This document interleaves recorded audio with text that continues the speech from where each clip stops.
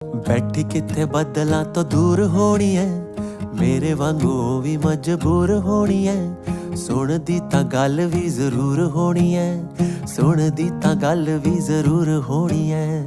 ਪਾਕ ਸੀ ਖੁੱਲਿਆਂ ਫਿਜ਼ਾਵਾਂ ਵਿੱਚ ਜੀ, ਕਾਸ਼ ਕਿਤੇ ਮਿਲ ਜਾਵੇ ਰਾਵਾਂ ਵਿੱਚ ਜੀ।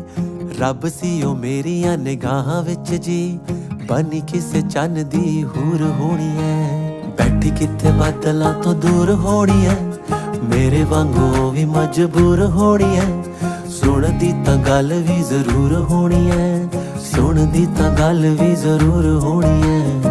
ਪੱਥਰਾਂ ਦੇ ਵਿੱਚ ਜਿਵੇਂ ਫੁੱਲ